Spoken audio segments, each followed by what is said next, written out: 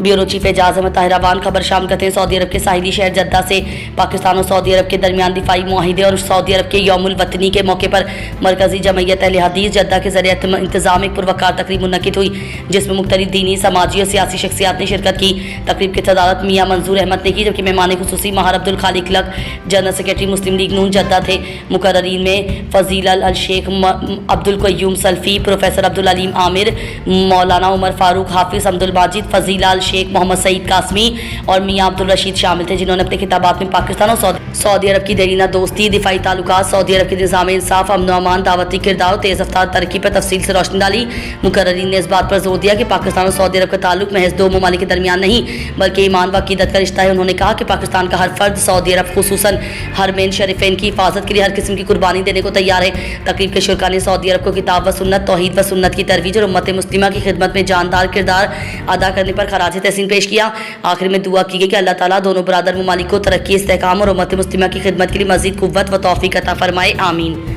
Bureau chief Ejaz Ahmad Tahir Awan आलमी खबरनामा के हवाले से ताज़ा तर खबर आप सबके लिए। 10 ममालिक पीर को न्यूयॉर्क कॉन्फ्रेंस में फ़लस्तीनी रियासत को तस्लीम कर लेंगे। फ्रांसीसी सदर दफ्तर ने जुम्मा को ऐलान किया कि पीर को न्यूयॉर्क में अक़वाम मुत्तहिदा की जनरल असम्बली के इजलास के मौके पर एक कॉन्फ्रेंस होगी, जिसमें 10 ममालिक जिनमें फ़्रांस भी शामिल है फ़लस्तीन को बतौर रियासत तस्लीम कर लेंगे। इन मुल्कों में फ़्रांस, बरतानिया, ऑस्ट्रेलिया, कैनेडा, बेल्जियम, लक्समबर्ग, पुर्तगाल, माल्टा, अंडोरा और सान मारिनो शामिल हैं।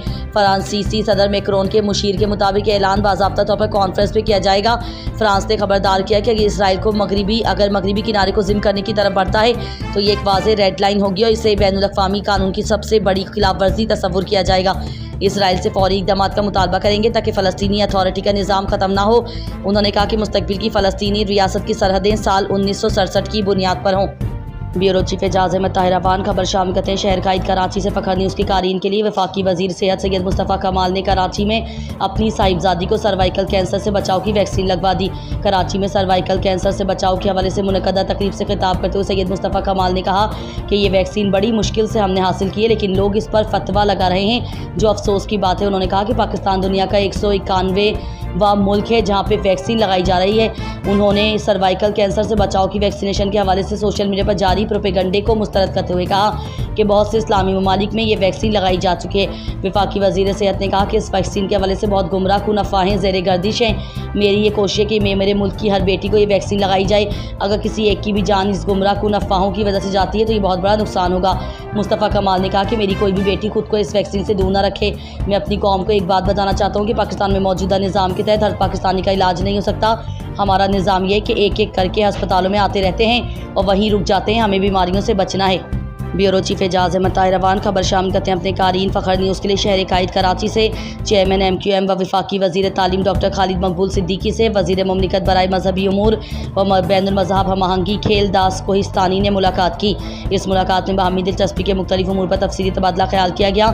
इस मौके पर हक परस्त रुकन सूबाई असम्बली आमिर सिद्दीकी भी मौजूद थे। दोनों रहनुमाओं के दरमियान ये यादगार मुलाकात तकरीबन 1 घंटे तक जारी रही। मुलाकातों बाहमी ताल्लुकात के उमूर का ये सिलसिला आइंदा भी इसी तसलसल के साथ जारी रहेगा।